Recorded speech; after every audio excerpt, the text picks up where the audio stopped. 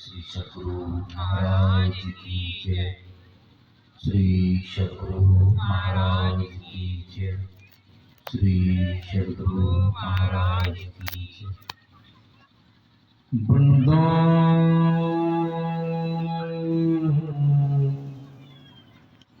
गुरुपद कंजू कृपा सिंधु नररूप हरि महामोहतम पुंज जासु वचन रवि कर निकर। धन्य धन्य सद्गुरु सुखद महिमा कही न जाई। जो कुछ कहूँ तुम्हारी कृपा मोते कछु न बसाई। जो कुछ कहूँ तुम्हारी कृपा मोते कछु न बसाई। सद्गुरु महाराज के श्री चरणों में कोटि कोटि नमन। पूज्य गुरुजन, श्रद्धेय सम्माननीय महात्मागण, धर्म प्रेमी सदात्माओं, माताओं एवं बहनों, हम लोगों के ऊपर ईश्वर की सबसे बड़ी कृपा हुई है। ईश्वर जो बहुत बड़ी कृपा करते हैं तो संसार की वस्तु तो देते ही हैं, उसके साथ साथ सद ज्ञान देते हैं। वो सोच पैदा करते हैं जिस सोच से आप परमात्मा की तरफ बढ़ सकें, परमात्मा में प्रेम पैदा हो सके। ये ईश्वर की कृपा है।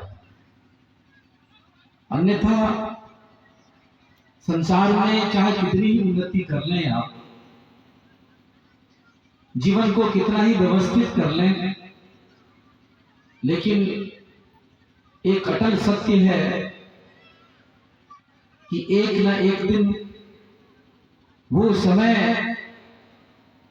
जब संसार के समस्त ऐश्वर्य वैभव और सभी उपलब्धियों से हमें विलग होना पड़े।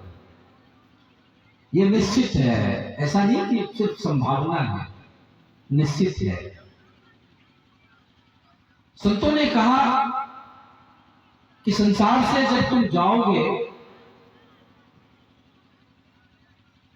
संसार में रहते हुए तो संसार की विषय वस्तु ये सब तुम्हारे लिए थोड़ा थोड़ा सुख प्रदान करता है। इससे कुछ आपको लगता है कि कुछ सुख की प्राप्ति हो रही है, लेकिन समस्त साधनों से जब हम अलग होते हैं तब सुख का क्या आधार हो सकता है, हम कैसे सुखी हो सकते हैं। संतों ने कहा ये एक ऐसी व्यवस्था है जिस व्यवस्था के तहत दुनिया में रहते हुए और दुनिया से जाने के बाद, यहां तक कि इस जीवन यात्रा का जब समापन होगा, जब अपने मुकाम पर पहुंचेंगे, अर्थात परमात्मा तत्व की प्राप्ति होगी, सत तत्व की प्राप्ति होगी, वहां तक पहुंचाने में जो विचार सक्षम है, जो व्यवस्था सक्षम है, उसी व्यवस्था का नाम है सत्संग। ईश्वर की बहुत बड़ी कृपा है, क्योंकि श्री रामचरितमानस में दिया है कि जिनको सत्संग की प्राप्ति होती है उनको संसार के समस्त ऐश्वर्य वैभव सभी साधन की प्राप्ति होती है। मति कीरति गति भूत भलाई जब जही जतन जहां जही पाई, सो जानव सत्संग प्रभाव लोक वेद न आन पाओ। दूसरा कोई उपाय नहीं। भगवान बुद्ध ने कहा हमारी वर्तमान हालत हमारे विचारों का फल है, उसकी बुनियाद हमारे विचारों के ऊपर है। मनुष्य अच्छी कल्पना से कुछ सोचता है, विचारता है या करता है, उसके पीछे सुख ऐसे चलता है जैसे उसकी छाया जो कभी साथ नहीं छोड़ती है। और मनुष्य बुरे कल्पना से कुछ सोचता है, विचारता है या करता है, उसके पीछे दुख ऐसे चलता है जैसे बैल के पीछे बैलगाड़ी का पहिया जो स्वयं ही खींचने का काम करता है। मतलब हमारे लिए जो परिस्थितियां पैदा होती हैं, उस परिस्थिति में विचार की अहम भूमिका है। विचार, यदि संतों के शब्द को सुन लें और उससे जो विचार निर्मित होता है, वह विचार आपके जीवन में सौभाग्य को पैदा करता है। सौभाग्य, एक दो भाग्य नहीं, सैकड़ों प्रकार का भाग्य खुलने का काम करता है संतों का विचार। इसलिए गुरु महाराज जी कहते हैं, संतों का संतान बनो, संत मता बिनु गति नहीं, सुनो सकल बे कान, ऐ संसार के लोगों कान खोल के सुन लो। जब तक संतों के विचार को जीवन में धारण नहीं करोगे, तब तक तुम्हारा कल्याण नहीं हो सकता, तो तब तुम्हारी सदगति नहीं हो सकती, तब तक संसार की जिंदगी भी सुख में नहीं हो सकता, शांति में नहीं हो सकता। तो विचार का निर्माण संतों के ज्ञान से ही होता है। इसलिए संतों के ज्ञान को सुन के हमें सुमति की प्राप्ति होती है। सुमति सबसे पहली उपलब्धि। यदि सुमति नहीं मिली आपकी तो क्या होगा? कुमति से मनुष्य की प्रतिष्ठा भी जाती है, धन दौलत भी जाता है, सेहत भी जाता है, मतलब सब तरफ नुकसान ही नुकसान है, हानि ही हानि है। इसलिए रामचरितमानस में आया, जहां सुमति तहां संपत्ति नाना और जहां कुमति तहां विपत्ति निदाना। सुमति आ जाए तो नाना प्रकार की संपत्तियों से आपका जीवन युक्त हो जाता है, और कुमति आ जाए तो नाना प्रकार की विपत्तियां आपके जीवन में आ जाती हैं। ये जो आज दुख के जितने कारण हमारे जीवन में हैं, ये सब कारण क्यों उत्पन्न हुए? इसलिए कि कुमति आपके जीवन में सब तरह से नुकसान देता है। इसलिए संतों ने कहा, भगवान बुद्ध ने कहा, यदि थोड़ी देर के लिए भी रास्ता चलते हुए भी किसी गलत आदमी का साथ आप पकड़ लें, तो ये थोड़ी देर की कुसंगति भी आपको बहुत बड़ा नुकसान दे सकता है। और यदि किसी महापुरुष का संग भी थोड़ी देर के लिए मिल जाए, एक आध वचन मिल जाए, तो आपके जीवन में बहुत बड़ा कल्याण पैदा कर सकता है, एक वचन। इसलिए रामचरितमानस में आपने सुना होगा कि सुनी समझाई जन मुदित मन, मज्जहि अति अनुराग, लहई चाणि फल असत्यनु, साधु समाज प्रिया। मतलब संतों के विचारों को एकाग्र चित्त होके, एकाग्रता के साथ, आनंद के साथ यदि आप सुनते हैं और मनन करते हैं, अपने जीवन में उसको उतारते हैं, तो रामचरितमानस की इस दोहे से आपको ये जरूर पता चल रहा होगा क्या मिलता है। चार फल, अर्थ, धर्म, काम और मोक्ष। गुरु महाराज जी क्या कहते हैं? गुरु महाराज जी कहते हैं, नित्य प्रति सत्संग कर ले प्यारा, तेरा कार सरे सारा। अरे प्यारे, तुम रोज सत्संग कर लो, तुम्हारा सारा काम बन जाएगा। सारा काम बनने का मतलब समस्त दुखों से हमेशा के लिए मुक्त हो जाना। काम बनने का मतलब ये, काम बनने का मतलब ये नहीं कि आपके पास आया बहुत कुछ, लेकिन आपका जीवन दुख और परेशानियों से मुक्त नहीं हो सकता। इसको काम बनना नहीं कहते।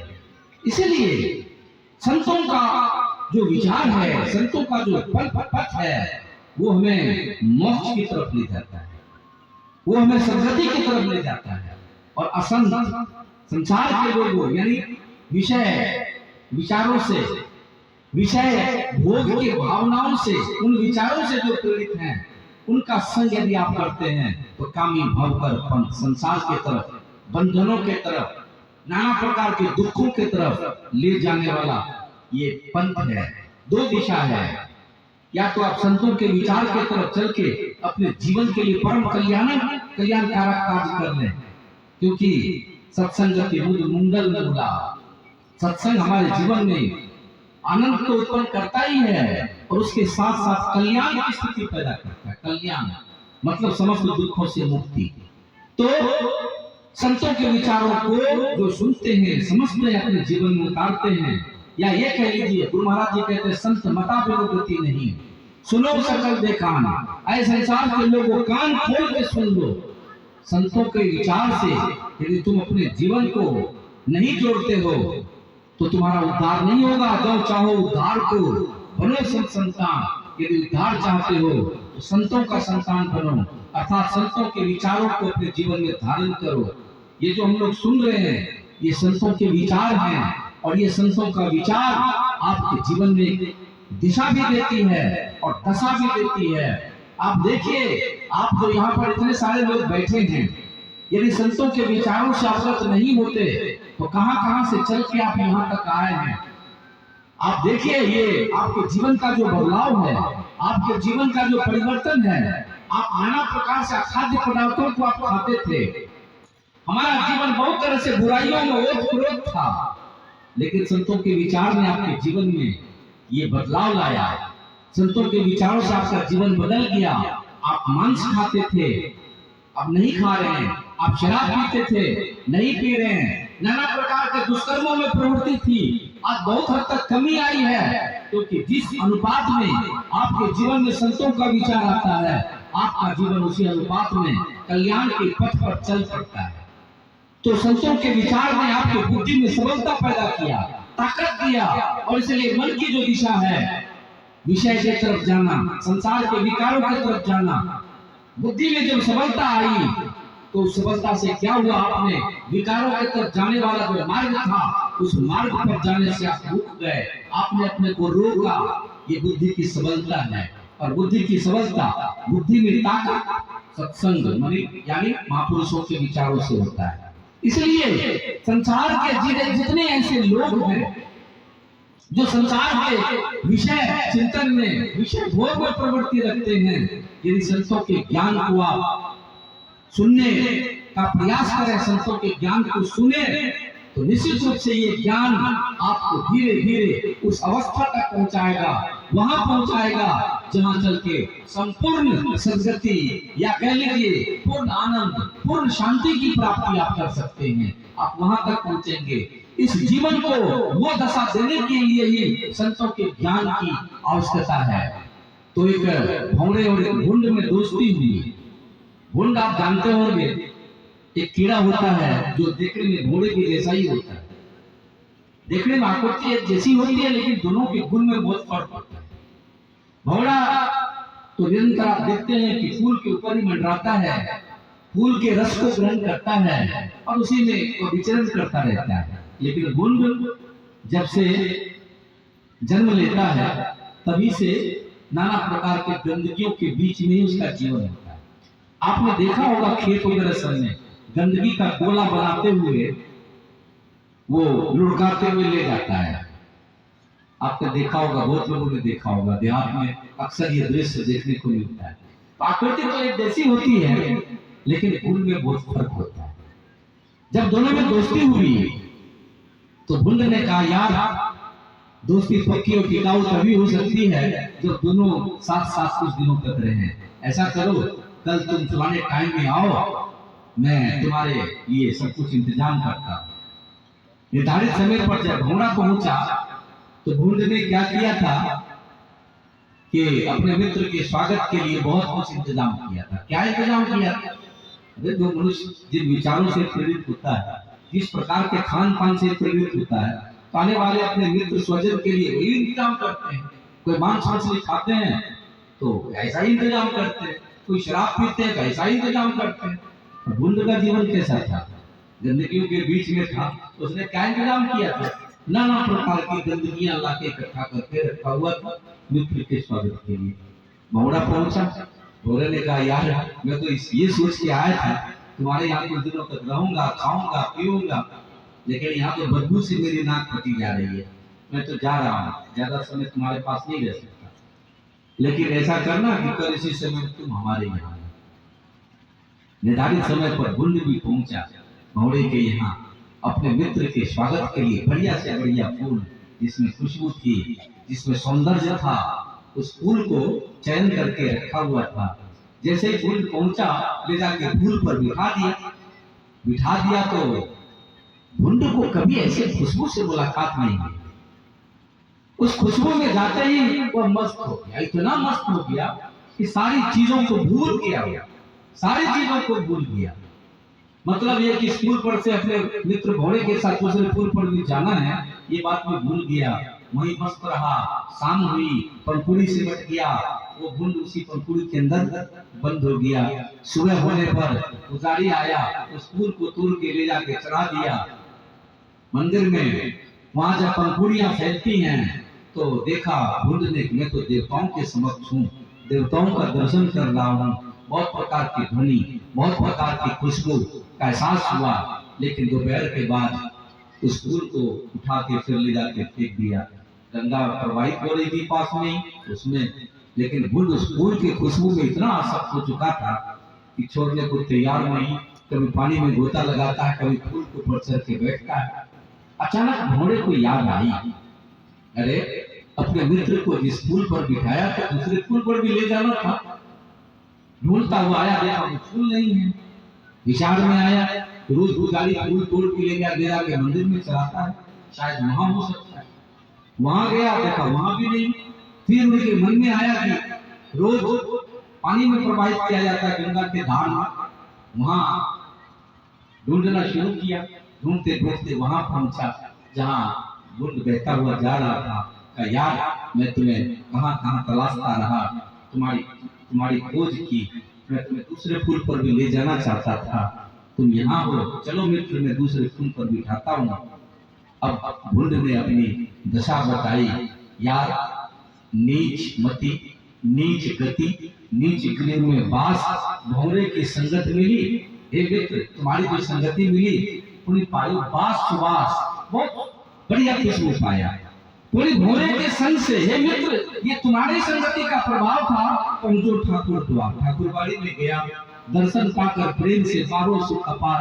वहां जो मैंने दर्शन किया मुझे बहुत सुख लगा। लेकिन अब तो गंगा जल दिखे, मतलब गंगा के धारा में बहता हुआ करके मैं स्नान चला जात वैकुंठ को सांसों युक्त सुजान। अब तो मैं गंगा के धारा में प्रवाहित होता हुआ वैकुंठ को जा रहा हूँ। हे मित्र, बहुत बहुत धन्यवाद। जिनसे उपकार होता है निश्चित रूप से हमारे मन में उनके प्रति धन्यवाद का भाव पैदा होता है।